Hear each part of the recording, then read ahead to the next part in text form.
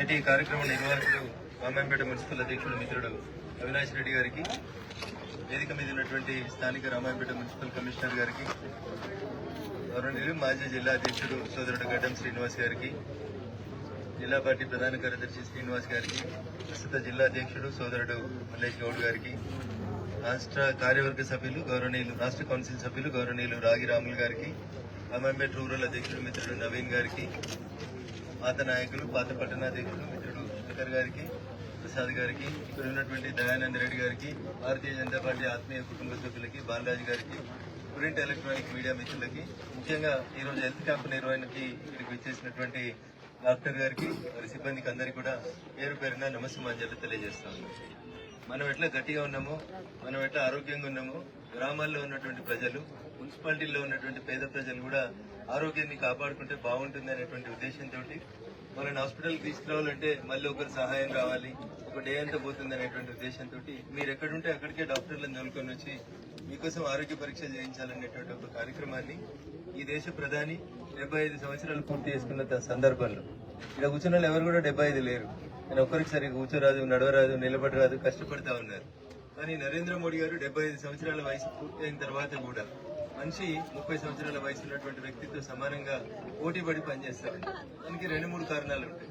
ఒకటి, జీవితంలో క్రమశిక్షణ ఉండాలి. పొద్దున్నగానే కొద్దిసేపు వాకింగ్ చేయడము, తింటున్నప్పుడు సరి అయినటువంటి భోజనం తినడము, మితాహారం తినడం, తక్కువ తిని ఎక్కువ కాలం జీవించేందుకు ప్రయత్నం చేయడం, జీవితంలో క్రమశిక్షణని పాటిస్తే ఆరోగ్యం కొంతవరకు ఉంటుంది. సరే, కొందరికి వయసు రీత్యా, కొందరికి తల్లిదండ్రుల నుంచి వచ్చినటువంటి జీన్స్ వల్ల కొన్ని సందర్భాల లోపల షుగర్లు, బీపీలు ఇట్లాంటి కొన్ని పేరెంటల్ నుంచి వచ్చేటువంటి వ్యాధుల వల్ల కొంతవరకు పేద ప్రజలు ఇబ్బంది పడతా ఉన్నారు. నేను ఇక్కడికి వచ్చి చూసి మా వాళ్ళని, ఆ పెద్ద మనుషులు అడిగితే అందరు కూడా దాదాపు తమకి కళ్ళకు సంబంధించినటువంటి సమస్యలు ఉన్నాయని, వాటి గురించి ఒక హెల్త్ క్యాంపు పెట్టినప్పుడు కళ్ళ డాక్టర్ని కూడా తీసుకురా బిడ్డ అని అడిగినారు. తప్పకుండా రామాయంపేటలో మళ్ళీ ఒకసారి కళ్ళ డాక్టర్లని, కళ్ళ క్యాంపుని, హెల్త్ క్యాంపు, కంటి చూపుకు సంబంధించినటువంటి క్యాంపుని మళ్ళీ ఒక 4 రోజులలో పెట్టి ఇక్కడనే పెట్టి మీకు అందరికి మంచి డాక్టర్ని తీసుకొచ్చి కళ్ళకు సంబంధించినటువంటి ఈ వెనకాల మాకేం స్వార్థం లేదు. కానీ ఈ దేశ ప్రధాని నరేంద్ర మోడీ గారికి ఒక స్వార్థం ఉంది. నా దేశం గట్టిగా ఉండాలి, నా దేశ ప్రజలు గట్టిగా ఉండాలి, మేము తినే అల్లం, ఎల్లిగడ్డ, పసుపు ఇవి మాకు రోగాలు రాకుండా కాపాడాలి, మా భవిష్యత్ తరాలకి ఎట్లాంటి జబ్బులు లేకుండా భారతదేశం గట్టిగా ఉండాలి, ఇట్లాంటి చిన్నపిల్లలు గట్టిగా ఉండాలి అని ఒక మంచి ఆలోచనతో ఖేలో ఇండియా తీసుకున్నా, ఫిట్ ఇండియా తీసుకున్నా, యోగా తీసుకున్నా, హెల్త్ క్యాంపులు చేసినా, లేకపోతే రేషన్ కార్డు మీద ఒక్కొక్కరికి 5 కిలోలు రైస్ ఇచ్చి, మొన్న జూన్ లో 3 నెలలు ఇచ్చినాం ఒక్కొక్కరికి 15 కిలోల బియ్యం ఇచ్చి, అట్లా పేద ప్రజలకు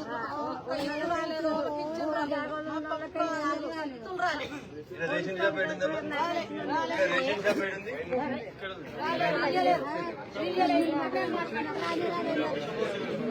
రేషన్ షాప్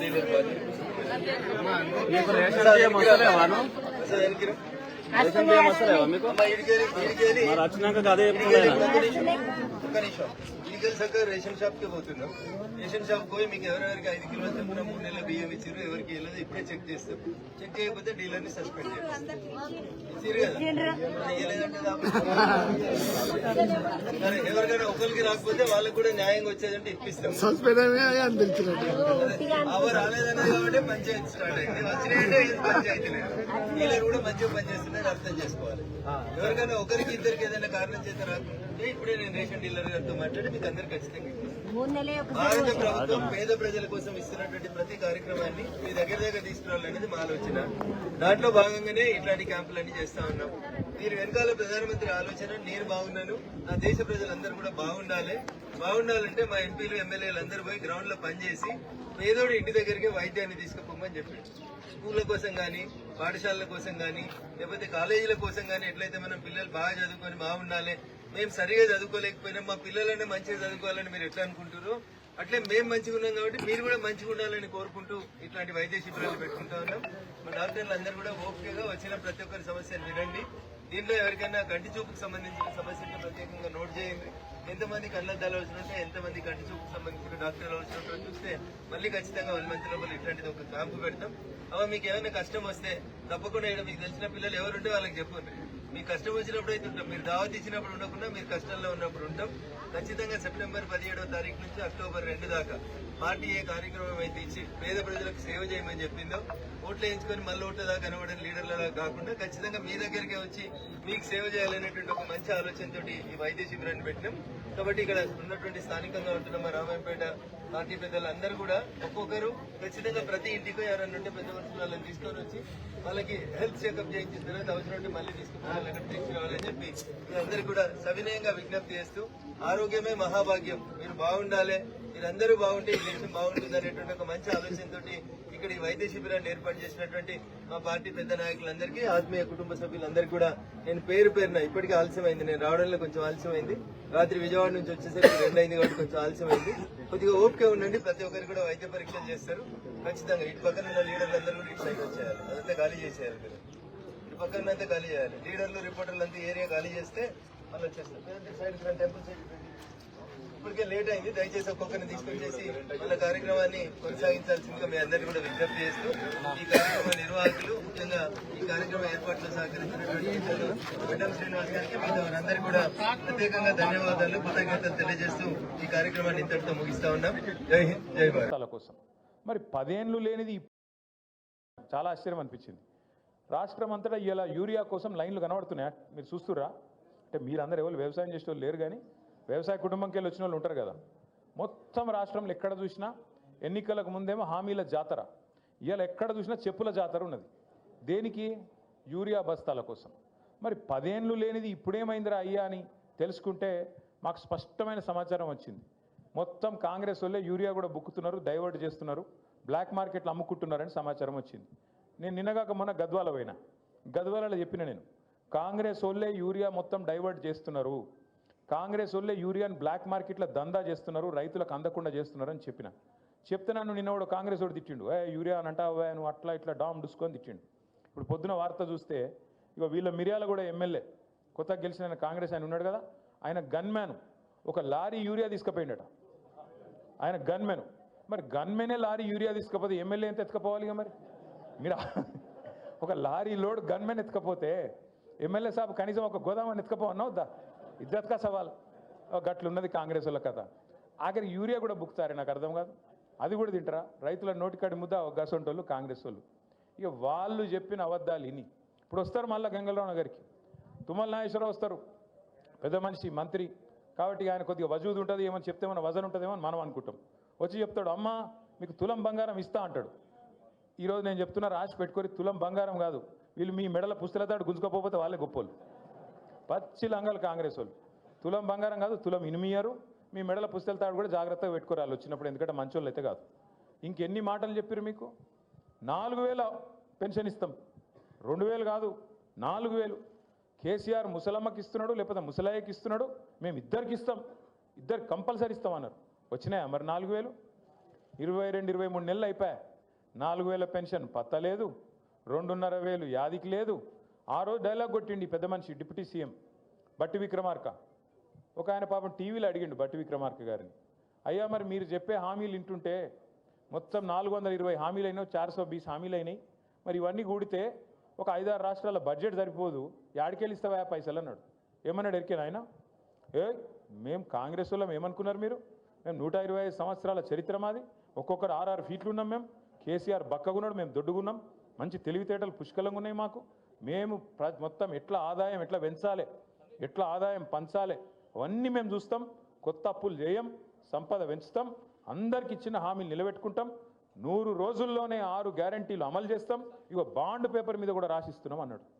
ఇవాళ మీరు చూసింటారు పేపర్లో వార్త వచ్చింది, పిల్లలకు వీళ్ళు ఫీజు రీయింబర్స్మెంట్ ఇస్తలేరు, సర్టిఫికెట్లు ఇస్తలేరు కాలేజీలో, వీళ్ళు ఫీజు రీయింబర్స్మెంట్ కట్టాలి కదా. రాజశేఖర రెడ్డి గారు ఉన్నప్పుడు ఒక పథకం తెచ్చిండు, మంచి పథకం. ఏంటిది అది? పిల్లలు ప్రైవేట్ కాలేజీలో చదువుకుంటే వాళ్ళకు కాలేజీలకు పిల్లల తరఫున ఫీజు కట్టాలి, అది ఫీజు రీయింబర్స్మెంట్. మన గవర్నమెంట్ వచ్చినప్పుడు, కేసీఆర్ గారి గవర్నమెంట్ వచ్చినప్పుడు కాంగ్రెస్ వాళ్ళు, అప్పుడున్న కాంగ్రెస్ ప్రభుత్వం మన మీద ఒక 3,000 కోట్ల బాకీ ఇడిచిపెట్టిపోయింది. ఇడిచిపెట్టిపోతే ఆ 3,000 కట్టినాం, ఆ 3,000తో పాటు 9.5 సంవత్సరాల్లో మరొక 17,000 కోట్లు కట్టినాం. అంటే 20,000 కోట్ల రూపాయలు పిల్లల ఫీజు రీయింబర్స్మెంట్ కోసం మనం కట్టినాం. అంతేగాని కాంగ్రెస్ వాడు ఇడిచిపెట్టిపోయిన బాకీ కాంగ్రెస్ వాడు కట్టాలి, నాకేం సంబంధం అని మనం అనలే. బరాబర్, ఎందుకంటే గవర్నమెంట్ అనేది కంటిన్యూగా ఉండాలి. ఒకరు ఉంటాడు, నెక్స్ట్ ఇంకోటి వస్తాడు, అటెంక్ ఇంకోటి వస్తాడు, ఎవరున్నా ప్రజలకు ఇచ్చిన వాగ్దానం అమలు చేయాలి. కాబట్టి మనం కట్టినాం 10 ఏళ్లలో 20,000 కోట్లు కట్టినాం. నిన్న వీళ్ళు ఏమంటారు ఎరికైనా కాంగ్రెస్ వాళ్ళు డిప్యూటీ సీఎం ఏ డిప్యూటీ సీఎం అయితే మాట ఇచ్చిండో మాకు తెలుసు 100 సంవత్సరాల పార్టీ 120 సంవత్సరాల పార్టీ రాష్ట్రాన్ని ఎట్లా నడపాలో మాకు తెలిసినట్టు ఎవరికి తెలియదు అని చెప్పిన పెద్ద మనిషి నిన్న చెప్తున్నాడు మీకు ఫీజు రీయింబర్స్మెంట్ ఇస్తున్నందుకు మాకు అక్కడ పైసలు లేవట విద్యార్థులకు. అంటే ఎంత అన్యాయం అంటే 13 లక్షల మంది విద్యార్థులు ఒక్కరు కాదు ఇద్దరు కాదు 13 లక్షల మంది విద్యార్థులకు ఇలా శటగోపం పెడుతున్నది కాంగ్రెస్ పార్టీ. వాళ్ళు సర్టిఫికెట్లు తీసుకోలేకుండా కాలేజీలకి వెళ్ళి వాళ్ళని ఆగం చేస్తున్నది కాంగ్రెస్ పార్టీ. ముస్లింలు కావచ్చు, ఎస్సీలు కావచ్చు, ఎస్టీలు కావచ్చు, బీసీలు కావచ్చు, లేదా అగ్రవర్ణాల్లో ఉండే పేదలు కావచ్చు, బాగుండాలే చదువుకోవాలన్న ఉద్దేశంతో ఒక మంచి పథకం ఆనాడు రాజశేఖర రెడ్డి గారు పెడితే దాన్ని కొనసాగించింది కేసీఆర్ గారి ప్రభుత్వం. మనం ఎన్నడూ వివక్ష చూపెట్టలేదు. చంద్రబాబు నాయుడు గారు ఏమన్నా మంచి పథకం తెచ్చింటే దాన్ని కూడా కొనసాగించినాం. రాజశేఖర రెడ్డి గారు ఏమైనా తెచ్చింటే దాన్ని కొనసాగించినాం. రోషయ్య గారు ఏమైనా తెచ్చింటే దాన్ని కొనసాగించినాం. అట్లాగే కిరణ్ కుమార్ రెడ్డి ఏమైనా మంచి పని చేస్తే దాన్ని కూడా కొనసాగించినాం. తర్వాత మన పథకాలు మనం తెచ్చినాం. రైతు బంధు కావచ్చు, కళ్యాణ లక్ష్మి కావచ్చు, షాదీ ముబారక్ కావచ్చు, ఒక ఆడపిల్ల ప్రసూతి అయితే కేసీఆర్ కిట్ కావచ్చు, చెప్పుకుంటూ పోతే వందల పథకాలు మన ప్రభుత్వం వచ్చినాక చేసినాం. మనమేమో అట్లా పని చేసినాం. ప్రభుత్వం అనేది కంటిన్యూస్గా ఉండాలి, మనం ఎవ్వల మీద కక్ష పెట్టుకోవద్దు అని మనం పని చేసినాం. వీళ్ళ వ్యవహారం ఎట్లుంది? కేసీఆర్ పేరున్నది కేసీఆర్ కిట్లా కట్ చేసి పారేయండి. ఇవాళ రాష్ట్రంలో 14 లక్షల మంది ఆడబిడ్డలకు ప్రభుత్వ ఆసుపత్రుల్లో ప్రసూతులు పెరగాలని చెప్పి వాళ్ళకు కేసీఆర్ కిట్లు ఇచ్చింది బీఆర్ఎస్ ప్రభుత్వం. కానీ కాంగ్రెస్ ప్రభుత్వం వచ్చిన తర్వాత ఒక్క కేసీఆర్ కిట్ వచ్చిందా? కేసీఆర్ గారు ఉన్నప్పుడు బతుకమ్మకు ఒక కానుకగా చిరు కానుకగా బతుకమ్మ చీరలు వచ్చేది. రంజాన్ వస్తే రంజాన్కు రంజాన్ తోఫా వచ్చేది. క్రిస్మస్కు క్రిస్మస్ కానుక వచ్చేది. ఇవాళ చీర కాదు జాకెట్ ముక్క పెడుతుండ వీడు కనీసం. ఇక మళ్ళీ పెద్ద పెద్ద మాటలు ఇందిరమ్మ రాజ్యము, ప్రజాపాలన, ఆడబిడ్డలు అందరినీ కోటీశ్వరులు చేస్తా. నేను చెప్తున్నా కదా, కోటీశ్వరులు చేసుడు కాదు, మీ మెడల పుస్తల తాడు ఎత్తుకపోకపోతే వీడే మంచోడు. గంత దుర్మార్గమైన ప్రభుత్వం ఇవాళ ఈ రాష్ట్రంలో ఉన్నది. ఫీజు రీయింబర్స్మెంట్కు పైసలు లేవు, తులం బంగారంకు పైసలు లేవు, రైతు బంధుకు పైసలు లేవు, 4,000 పెన్షన్కు పైసలు లేవు, 2,500కు పైసలు లేవు, రుణమాఫీకి పైసలు లేవు. ఆఖరికి మీ వెంగళరావు నగర్ డివిజన్లో రోడ్డు మీద పొక్కలు పడితే పొక్కలు పుడిస్తేందుకు పైసలు లేవు, లైట్లు వెలుగుతలేవు, చెత్త తీసేటోడు దిక్కులేడు. ఇది వాస్తవం. ఇవాళ నేను చెప్పేది వాస్తవమా కాదా? పట్టించుకుంటోడు ఉన్నాడు ఇవాళ రాష్ట్రంలో. ఎవరి పనుల వాళ్ళు ఒకటే బిజీగా ఉన్నారు. చందానగర్లో మొన్న పొద్దున పూట, మనకి ఎక్కువ దూరం కూడా కాదు, 4-5 కిలోమీటర్ల అవతల చందానగర్లో పొద్దున పూట బంగారం షాప్ మీద పడి దొంగలు తుపాకులు పట్టుకొని ఆయనతో దోసుకొని పోయారు. చూసిరా టీవీలలో లేదా? ఇలా పట్టించుకుంటోడు లేడు హైదరాబాద్లో. భయం లేదు, భక్తి లేదు. ఎందుకంటే వీళ్ళే దోసుకోవట్రు. దండుపాలెం బ్యాచ్ లెక్క వీళ్ళే మోపోయింది. ఇక వాళ్ళకు ఇంకోటి దొంగ ఎందుకు భయపడతాడు? చిన్న దొంగ పెద్ద దొంగ. చిన్న దొంగలు పెద్ద దొంగకు భయపడతారా? అందుకే ఇవాళ డే లైట్ మర్డర్స్ అవుతున్నాయి. క్రైమ్ రేట్ 41% పెరిగింది. సీసీ కెమెరాలు పనిచేస్తలేవు. ఆఖరికి గల్లీలో పెట్టిన లైట్లు పనిచేస్తలేవు, బుగ్గలు పనిచేస్తలేవు. కింద పొక్కలు పడితే పొక్కలు ఉడిచేటోడు కూడా లేడు, పట్టించుకున్నోడు లేడు. వీళ్ళట జూబ్లీ హిల్స్లో మాగంటి గోపీనాథ్ ఆశయాలు మేము కొనసాగిస్తాం, మేము ఇది చేస్తాం అది చేస్తాం అన్న చెప్పింది, సుధీర్ అన్న చెప్పింది కరెక్ట్. రేపు తెల్లారి ఎలక్షన్ అయిపోయిన తెల్లారి నవంబర్ మాసం తర్వాత ఇవాళ మీ ఇండ్ల చుట్టూ తిరుగుతున్న ఈ కాంగ్రెస్ నాయకులు ఒక్కడంటే ఒక్కడు మళ్ళీ అడ్రస్ కూడా లేకుండా వారిపోతారు, ఫోన్ నెంబర్లు కూడా మార్చుకుంటారు. ఇది జరగకపోతే నన్ను పట్టుకోవాలని చెప్పి నేను కోరుతా ఉన్నా. ఒక్క మనిషి కూడా మళ్ళీ కనబడాడు. మళ్ళీ చివరికి మిగిలేది గిదే గులాబీ కండువా, గిదే గులాబీ దండు, గిదే టీఆర్ఎస్ సైన్యం, కేసీఆర్ సైన్యం, కేసీఆర్ బలగం తప్ప ఎవరు కూడా మిగిలరు, కనబడరు.